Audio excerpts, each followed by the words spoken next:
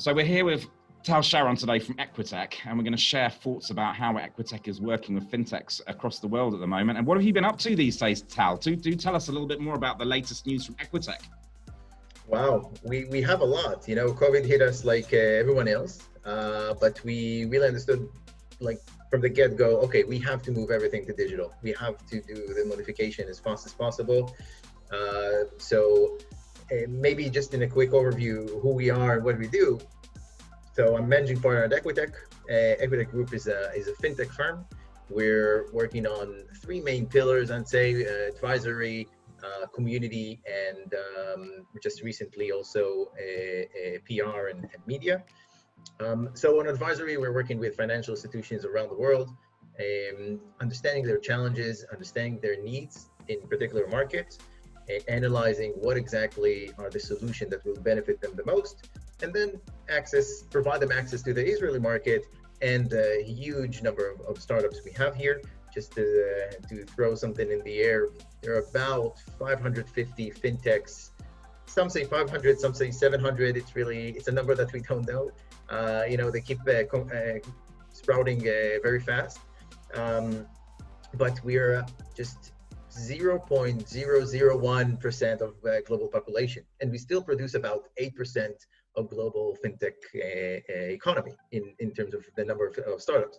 So it's really impressive, and that's why we have so many multinationals coming to Israel looking for innovation, and we're some sort of their gateway, their hub to the Israeli market, connecting from these 500 startups that we already mapped, so we can select the most relevant and suitable technologies for the partner based on their market and based on their needs, and based on the technology level and the regulatory framework of that market.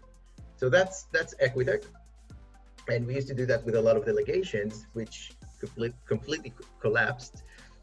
Instead of being in every other week in a different market, we now do every other week in a different Zoom session. So it's not easy, the remote workshops, but I think globally people are starting to understand that they need to start work like that. So we see a lot of financial institutions who never thought of doing a remote session, really getting into it and bringing the relevant champions from the designated departments. So it actually works better and better. And I think there's a lot more to, we can talk a lot about innovation for COVID, but we're not going to focus on that. But I think we'll see some sort of an evolution from Zoom sessions and etc. Our other pillar is community. I'm also president of the Israeli FinTech Association. Fintech-Aviv is one of the largest communities, fintech communities globally. We have we have more than 8,000 members already.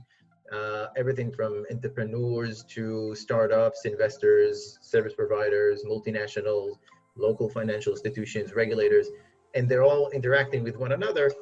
And this is another aspect that if before COVID we did physical events of 200, 300 people, now we have online digital events where, at the start we didn't know how to use that. And right now we have 1,000 viewers live in every event. So it's really growing, and the global exposure of Israel as a fintech hub is actually gaining more and more speed because of that. And it allows us to host many financial institutions that we wanted to host in Israel, but it's not that easy for everyone just to drop into Israel for a visit. Although the Tel Aviv is awesome and the technology is interesting. So that's Fintech-Aviv. We're hosting events every month. Our next event will be somewhere closer to the end of August. I'll definitely update you. Our third arm, I'd say, is our operational on media side.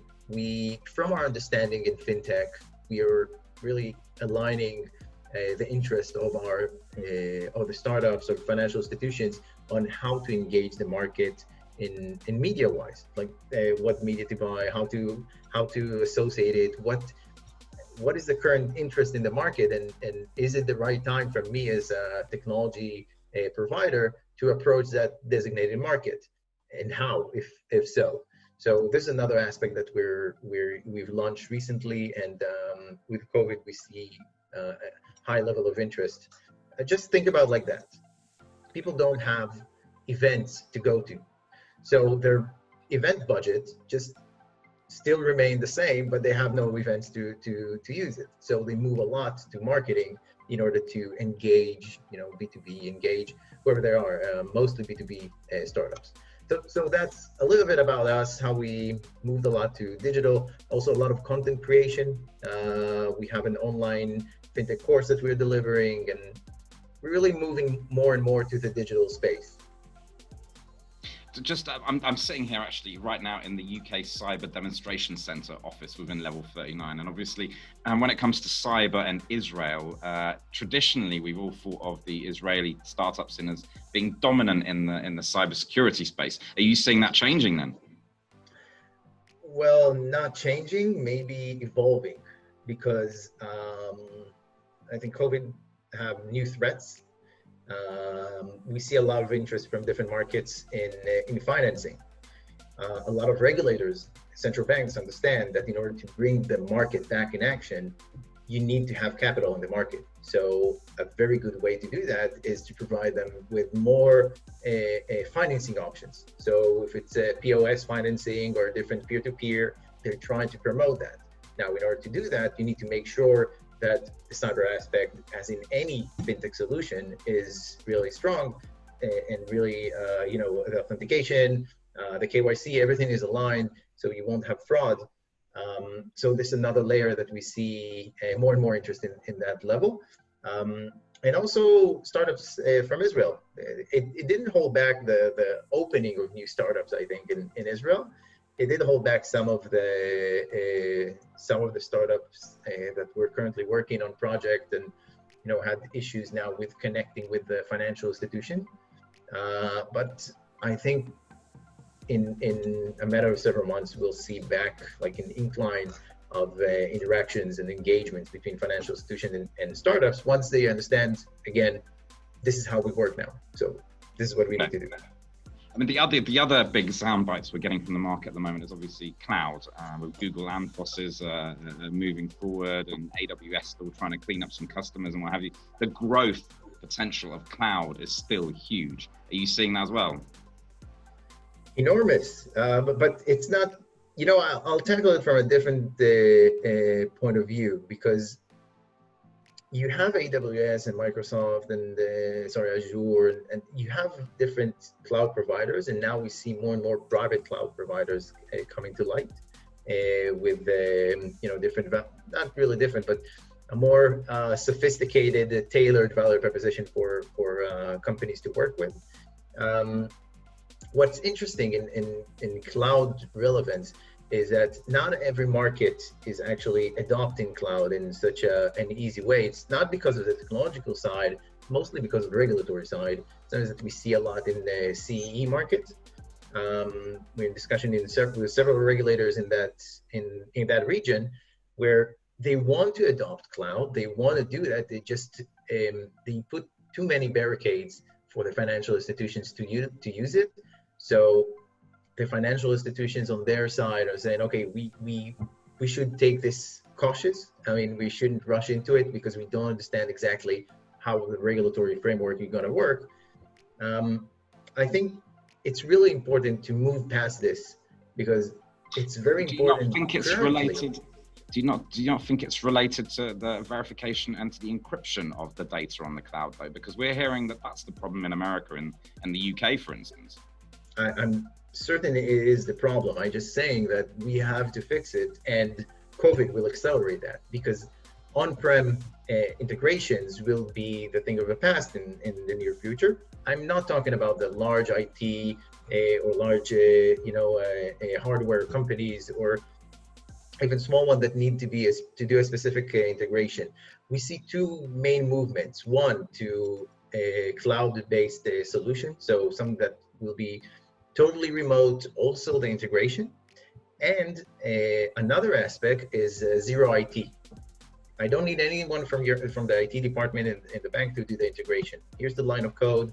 That's it. It's an implementation of 20, I don't know, 30 minutes. Really, that's we have, let's say, 2 or 3 companies, actually in cyber aspect.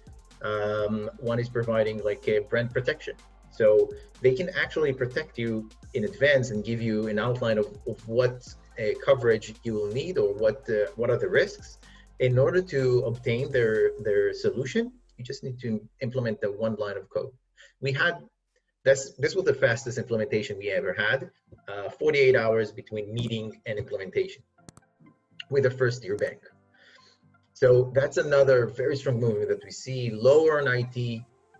Startups understand that IT is such an important resource in financial institutions because they're always packed, right? They have a pipeline until like 2030.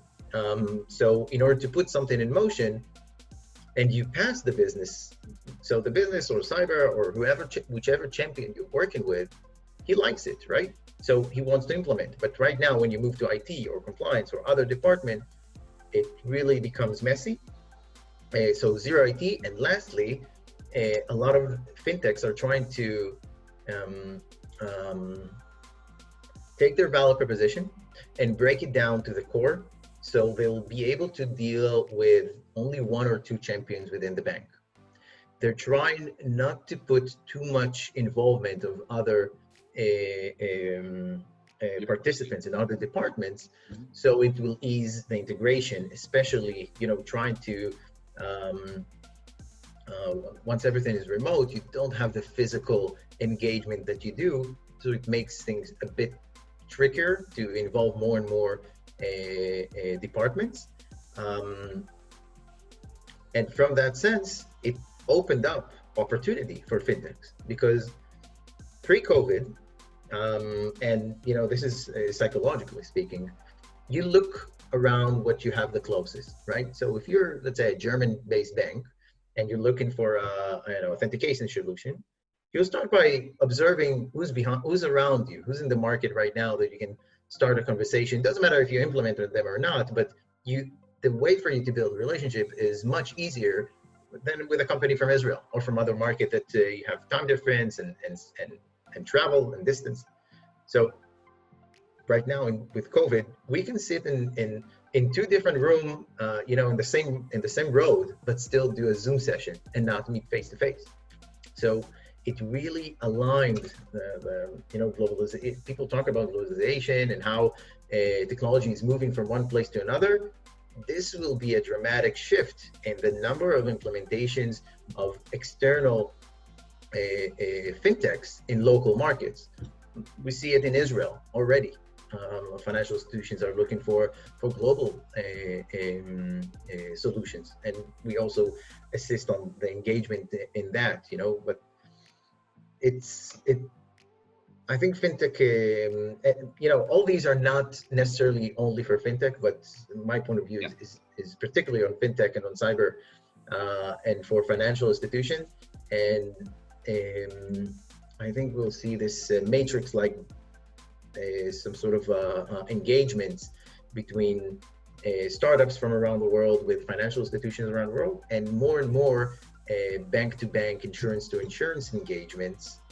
Because if we're working remotely anyway, why not start working with another bank in my volume where I can understand what type of technologies he's using, share information, which locally in my market I can't do, especially in Israel, where the market is exploding and the competition here is fierce. We have about 9 million people.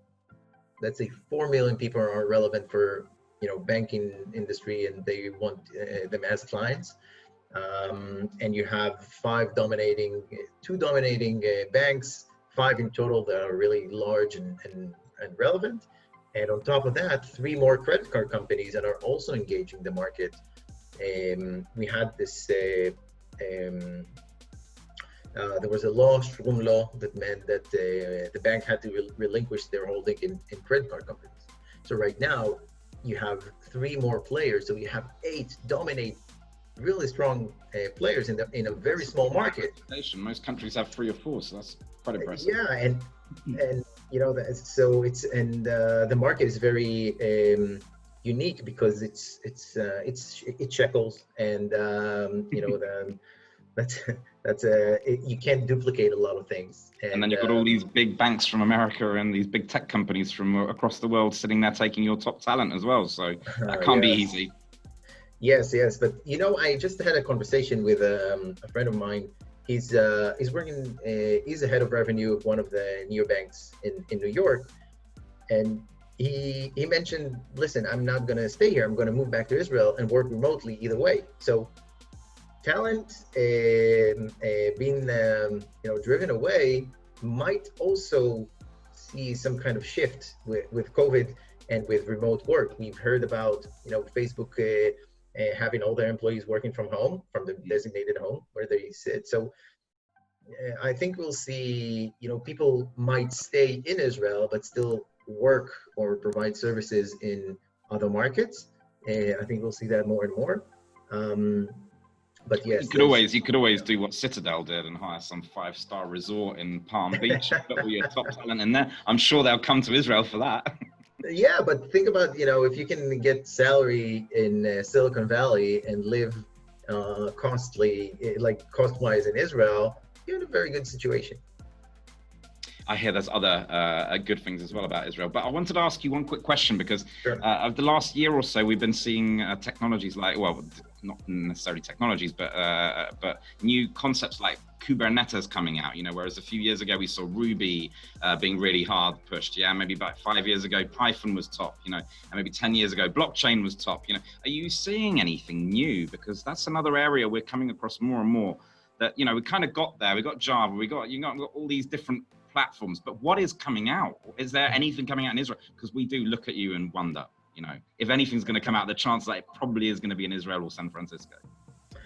Let me give you my 2 cents on deep tech, because that's what I don't know if we put this also in deep tech, but we think a year or 2 ago there were a lot of blockchain companies. You remember a lot of companies that we are a blockchain company now. You see this less and less these days because the blockchain shouldn't be how you station yourself, how you position yourself, just the technology for you to utilize. So understanding what type of technologies you have in the basket and what type of technologies you can use, and then just use it. It shouldn't modify your value proposition. You shouldn't be positioned as an AI company or Kubernetes or a blockchain company, but rather more on the value proposition that you can provide to the financial institution in terms of fintech. So that's my take on it, and I really don't like when companies are trying to put themselves in the hype. Oh yes, we're a blockchain company, or we're working on that, and this is what we do. What do you mean? What is the product? It doesn't matter. We work on blockchain. This was a discussion, I think a year or even a bit more, and now we don't see it anymore. So I think it will become more.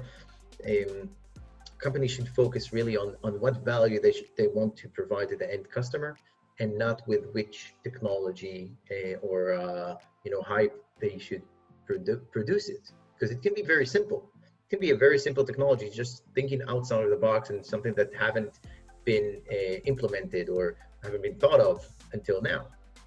So that leads me nicely onto my final question, which would be about UX design. Now, we've been following what Sequoia's been up to recently in America, and obviously they've been involved with Square. We're very impressed with Square, and more recently, Robinhood's another one of their portfolio companies. And Andrew Reid, one of their partners, was quoted a few months ago by saying that the day of the developer is now over, the day of the UX designer has come. Okay. Mainly because, we're going after customer share. Yeah, everybody's going after customer share, and it's all about whether the customer likes your product or not. Obviously, deep tech is still there, but if Sequoia is saying that design is now becoming more and more important, do you see that as well? We actually we hosted JP Morgan a while ago with a new product they released, and we had this whole event themed. It was goodbye customer journey, all hail the one-click interaction. So moving from what we thought as what is the customer journey to how can I make my value proposition concise in a way that it will need one or two interactions with the end customer. It means that I need to use a lot of technologies in the back. I need to understand my client in advance. So when someone approached me, I already know everything I need to know about him and produce him with a relevant value proposition at the spot he needs it. We see this in insurance, for example. So the concept that when you buy a ticket, then why not get in an email? Here's your next insurance plan for the flight, because I saw you already buying the ticket.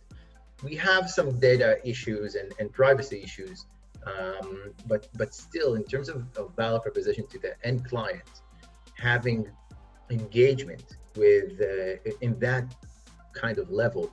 Imagine like you have a lot of push notification based on geolocation, right? So you come in and you have this app, and then you get a push. Look, this is a great value proposition for you, or a discount in this store, and etc. So giving me something in the right moment, but making it much more sophisticated, where I understand completely what you need, and all you need to choose is one or two options, or even you don't have options. I limited your options to one particular use case that I feel confident enough that you will need, and all you need to do is to approve it. Next phase will be, you don't need to approve it, it'll be seamless even that, but that's where we see a lot of companies trying to modify their customer engagement in a way it will be completely seamless, minimal engagement, even to stay in the background and as much as possible. So doing providing financial services without without hard enabling engagement through that process. Similar to what we see, Uber is the best example of a seamless engagement, right? So same will be for insurance, for payment, for I don't know, life insurance will be a bit difficult, but car insurance or travel insurance are very simple product, but there's no reason why not to do it. And you already see, the insurance companies are reducing the number of questions, and the engagement is becoming much shortened right now when you want to get your travel insurance. So if you're in this 80% of people who get the approval, you're not in labor and you haven't been in risk in the past 6 months, so they can move forward fast. So that's the thing. Understand in advance your client and sort of predict exactly what value proposition you should provide them in order for them to say yes. So limit my options and provide me just with the ones I need. Super.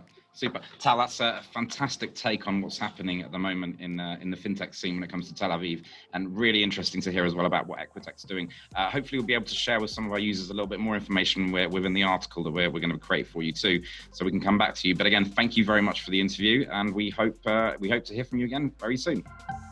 We will. Thank you very much, Andrew.